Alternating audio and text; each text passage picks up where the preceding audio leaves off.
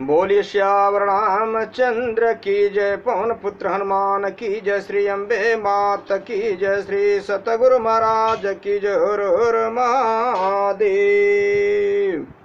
राजा राम राम राम सीता राम राम राम, राजा राम राम राम सीता राम राम राम, राजा राम राम राम सीता राम राम राम, राजा राम राम राम सीता राम राम राम, राजा राम राम राम सीता राम राम राम, राजा राम राम राम सीता राम राम राम, राजा राम राम राम सीता राम राम राम, राजा राम राम राम सीता राम राम राम, राजा राम राम राम सीता राम राम राम, राजा राम राम राम सीता राम राम राम, राजा राम राम राम सीता राम राम राम, राजा राम राम राम सीता राम राम राम,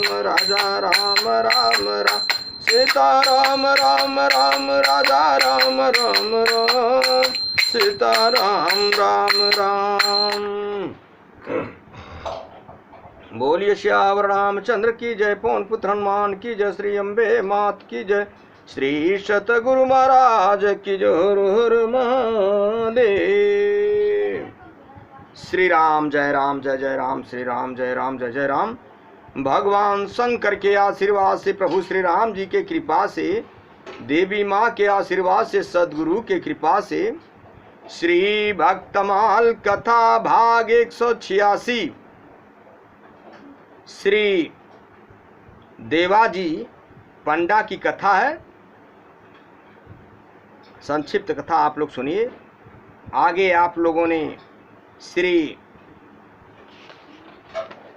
भुवन सिंह चौहान जी की कथा आप लोगों ने सुना, जो लकड़ी की काठ की लकड़ी की तलवार चमकती अष्ट धातु की हो गई, एकदम सार लोह की हो गई भगवान के कृपा के द्वारा। अब आप लोग श्री देवाजी पंडा की कथा सुनिए।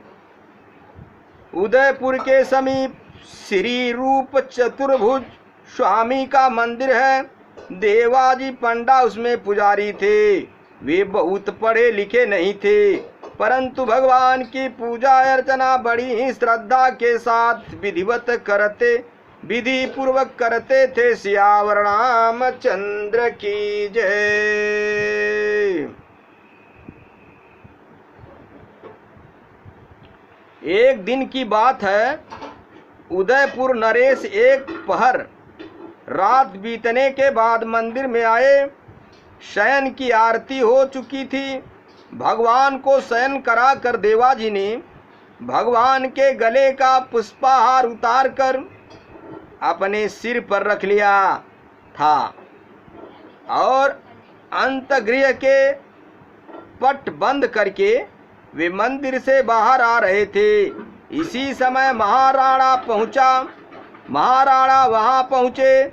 दरवाजे पर अकस्मात महाराणा को देखकर देवाजी घबरा कर मंदिर में घुस गए और उन्हें पहनाने के लिए भगवान की माला ढूंढने लगे। उस दिन दूसरी माला थी नहीं, अतः महाराणा नाराज न हो, इसलिए देवाजी ने मस्तक पर धारण किया हुआ पुष्पहार उतार लिया और बाहर निकलकर महाराणा के गले में पहना दिया। सोचने विचारने के लिए तो समय ही कहाँ था। देवाजी के सिर के सारे बाल सफ़ेद हो गए थे और बाल थे लंबे लंबे। दो एक सफ़ेद केस माला में लगे महाराणा के गले में आ गए। राणा ने बालों को देखकर व्यंग से कहा, पुजारी जी, मालूम होता है कि भगवान के सारे केस सफ़ेद हो गए हैं। देवाजी को इसका उत्तर देने के लिए और कुछ भी नहीं सूझा। उन्होंने जल्दी में डरते हुए कह दिया, हाँ सरकार, ठाकुर जी के सारे बाल सफ़ेद हो गए हैं। श्यावर रामचंद्र की जय। राणा को पुजारी के इस उत्तर पर हंसी आ गई, साथ ही पुजारी के प्रति मन में रोष भी आया। उन्होंने गंभीर होकर कहा, मैं कल सवेरे स्वयं आकर देखूंगा। यों कहकर भी लौट गए। सियावर रामचंद्र की जय। देवाजी ने उतावली में राणा से तो कह दिया, पर अब उनको बड़ी चिंता हो गई। प्रातः काल राणा आएंगे और भगवान के सफेद बाल न पाकर न जाने क्या करेंगे। देवाजी की आंखों से नींद उड़ गई। खाया तो कुछ नहीं था ही नहीं, आंखों से आंसुओं की धारा बह निकली। देवाजी ने कहा, मेरे स्वामी, मेरे मुंह से सहसा ऐसी बात निकल गई, तुम तो नित्य नव किशोर हो, तुम्हारे सफेद केस कैसे? पर सवेरे महाराणा आकर जब तुम्हारे काले बाल देखेंगे तब तुम्हारे इस सेवक की क्या स्थिति होगी। सियावर रामचंद्र की जय। यों कहकर देवाजी फफक फफक कर रोने लगे। इसी प्रकार भगवान को पुकारते और रोते कलपते रात बीती। प्रातः देवाजी ने नहा धोकर कांपते कांपते अंतर्गृह के किवाड़ खोले। उनका हृदय भय के मारे धक धक कर रहा था। किवाड़ खोलते ही देखा, कल्याणमय कृपा कल्पतरु श्री विग्रह के समस्त केस शुभ्र हो गए। देवा के हृदय की विचित्र दशा है। यह स्वप्न है कि साक्षात करुणा बरुणालय की यह अतुलनीय कृपा और दीन वत्सलता को देखकर प्रेम विह्वल और आनंद उन्मत्त देवा की ब्रह्म चेतना जाती रही। वे विशुद्ध होकर जमीन पर गिर पड़े। सियावर रामचंद्र की जय। धन्य है परमपिता परमेश्वर अंतर्यामी प्रभु, सेवक की रक्षा के लिए आप सब कुछ करने के लिए तैयार रहते हैं। बहुत देर के बाद देवा की समाधि टूटी। उनके दोनों नेत्रों से आनंद और प्रेम के शीतल आंसुओं की वर्षा हो रही थी। इसी समय महाराणा परीक्षा के लिए पधारे। देवाजी को विकल्पता से रोते देखकर उन्होंने समझा कि रात्रि को मुझसे कह तो दिया, पर अब भय के मारे रो रहा है। इतने में ही उनकी दृष्टि भगवान के श्री विग्रह की ओर गई। देखते ही राणा आश्चर्यचकित सागर में डूब गए। श्याम सुंदर के समस्त केस सफेद चांदी से चमक रहे थे। महाराणा को विश्वास नहीं हुआ। उन्होंने समझा पुजारी ने अपनी बात रखने के लिए कहीं से सफेद बाल लाकर चिपका दिए हैं।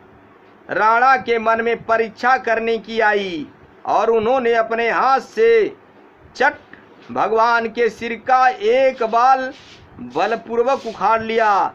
राणा ने देखा बाल उखाड़ते समय श्री विग्रह को मानो दर्द हुआ और उनकी नाक पर सिकुड़न आ गई। इतना ही नहीं, बाल उखाड़ते ही सिर से रक्त की बूंद निकली और वह राणा के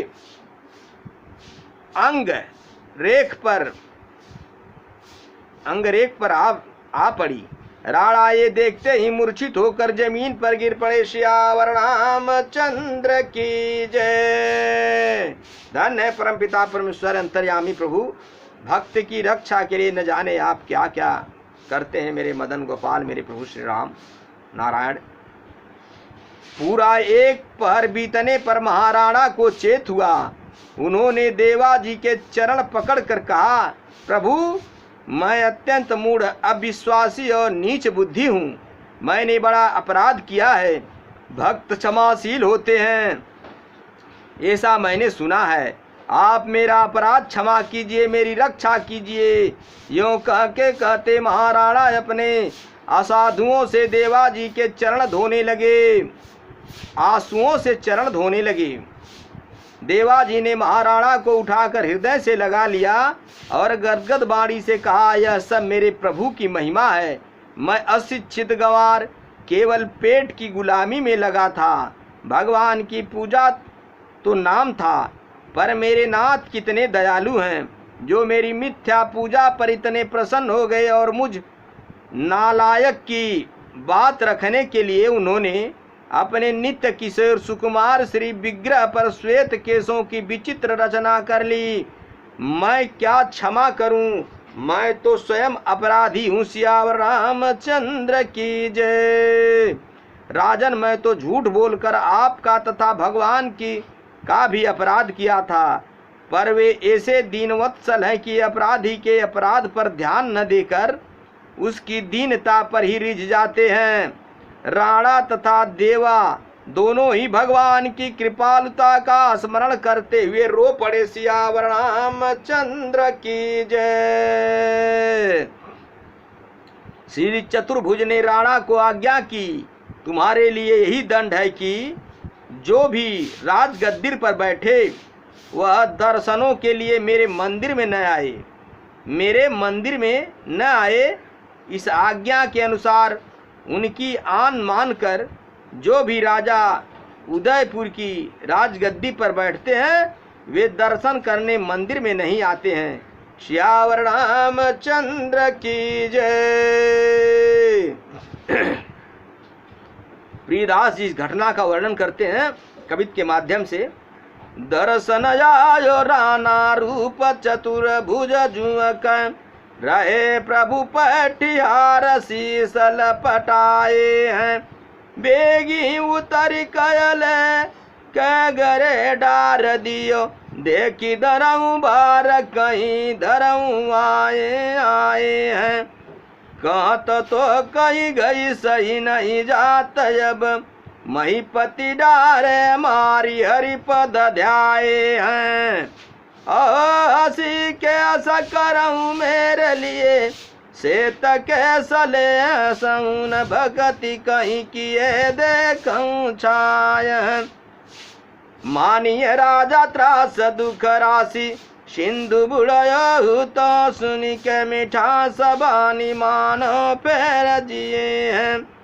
देखे से तबार जानी कृपा मुँह पर अपार, करी भरी आँख नीर सेवा ले समय न किए नेक।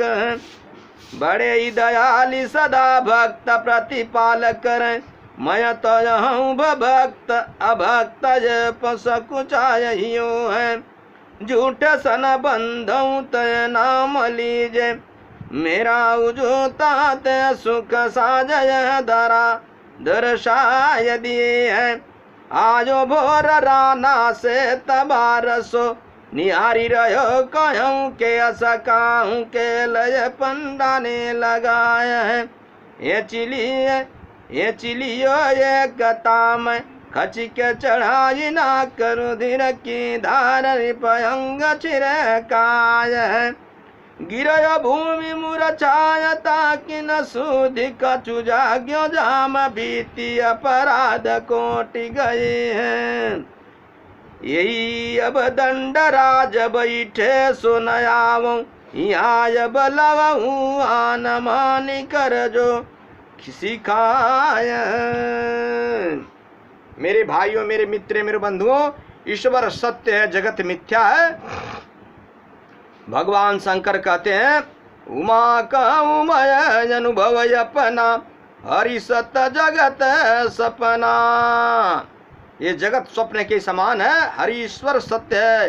ले संसार में रहते हुए कहीं भी कैसे भी चलते फिरते उठते बैठते सोते जागते हर पल हर घड़ी कहीं भी कैसे भी हरि का नाम, राम का नाम, कृष्ण का नाम, नारायण का नाम, ओम का नाम जपन करते रहे, अपने जीवन का कल्याण करें। राम नाम सब रोगों से धरने वाला है। ले राम राम कहते हुए अपने जीवन का अंत करिए। अपने जीवन को साधु सेवा, संत सेवा, ब्राह्मण सेवा, भगवान सेवा, वेदों की कही हुई बात, शास्त्रों की कही हुई बातों को विश्वास मान करके गुरु सेवा करते हुए अपने जीवन का कल्याण करें। हरि के बिना जीवन अधूरा है, इसलिए भगवान का तीर्थ धाम दर्शन स्पर्शन करते रहे, अपने जीवन का कल्याण करें। श्याम रामचंद्र की जय, पवन पुत्र हनुमान की जय, श्री अम्बे मात की जय, श्री सतगुरु महाराज की जय। हर हर महादेव। कथा विसर्जन होत सुनहु पवन कुमार राम लखन सीता सहित मोह पर करहु कल्याण। श्याम रामचंद्र की जय।